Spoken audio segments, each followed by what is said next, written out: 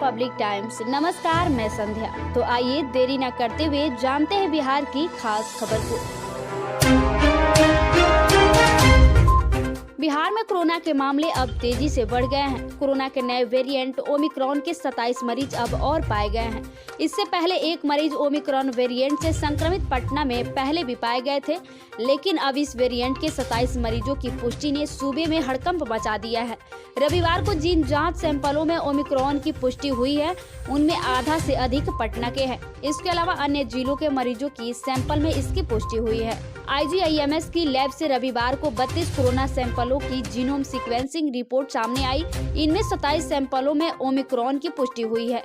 Omicron variant के सबसे अधिक 18 मरीज पटना के शामिल हैं। इसके बाद मधुबनी व गया के 3, पूर्वी चंपारण के 2 व पश्चिमी चंपारण का 1 मरीज है। इसके अलावा पश्चिमी चंपारण व वैशाली के 2 मरीजों में डेल्टा वेरिएंट की पुष्टि हुई है।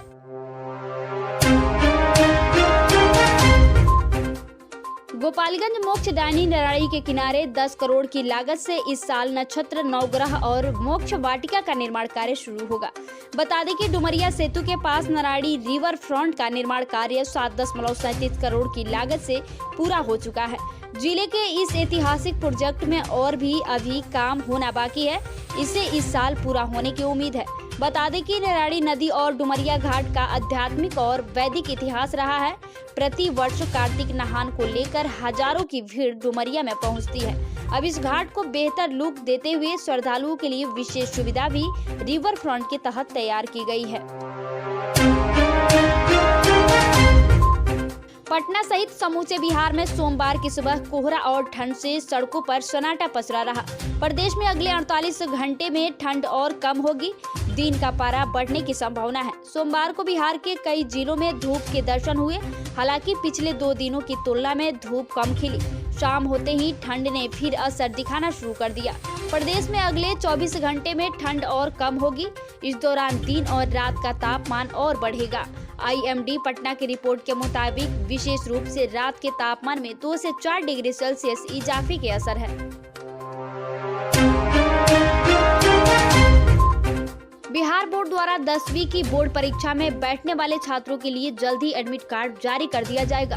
बता दें कि बिहार स्कूल शिक्षा बोर्ड द्वारा इस वर्ष होने वाली 10वीं कक्षा की बोर्ड परीक्षा के लिए एडमिट कार्ड जारी कर दिया गया है। वहीं 12वीं कक्षा के लिए भी अब एडमिट कार्ड जल्द ही जारी करने की बात सामने आ रही है। इसकी घोषणा होने के साथ ही छात्र अपने एडमिट कार्ड को secondary.biharboardonline.com पर जाकर डाउनलोड कर सकेंगे। बिहार में जमानत मिलने के बाद भी कैदी घर नहीं जा पाएंगे। बिहार में कोरोना के बढ़ते मामले को देखते हुए गृह विभाग ने स्वास्थ्य विभाग को यह आवश्यक निर्देश दिया है, जिसमें कहा गया है कि जेल से छूटने वाले बंदियों को जेल से निकलने से पहले उनकी कोरोना जांच की जानी चाहिए। कोरोना जांच में यदि बंदियों की रिपोर्ट पॉजिटिव आती है तो उन्हें घर की जगह कोविड केयर सेंटर भेजा जाएगा। कोरोना की जांच के लिए जेल में डॉक्टरों की टीम तैनात करने का आदेश गृह विभाग ने दिया है। डॉक्टरों का दल जेल से रिहा होने वाले कैदियों की कोरोना जांच करेंगे।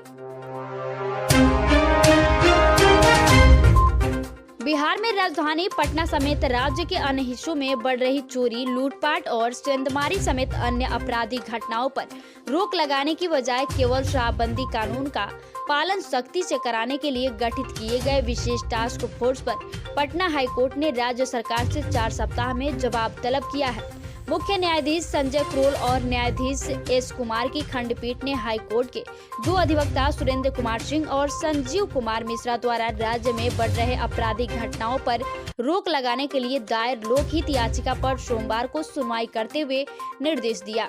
कोर्ट ने राज्य सरकार को स्पष्ट रूप से कहा कि इस लोकहित याचिका में उठाए गए सभी मुद्दों पर स्पष्ट जवाब दिया जाए।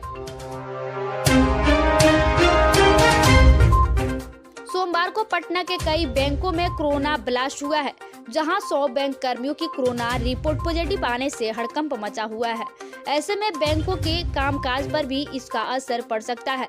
पटना के विभिन्न बैंकों के करीब 100 कर्मचारी संक्रमित हो चुके हैं। इसमें अकेले स्टेट बैंक के 50 कर्मचारी हैं, जबकि पंजाब नेशनल बैंक में भी 20 कर्मचारी संक्रमित हो गए हैं। वहीं अन्य बैंकों के भी 30 कर्मचारी संक्रमित हो चुके हैं। कुछ बैंकों में 50% कर्मचारी ही काम कर रहे हैं। अन्य बैंक अब राज्य स्तरीय बैंकर्स समिति के निर्देश का इंतजार कर रहे हैं।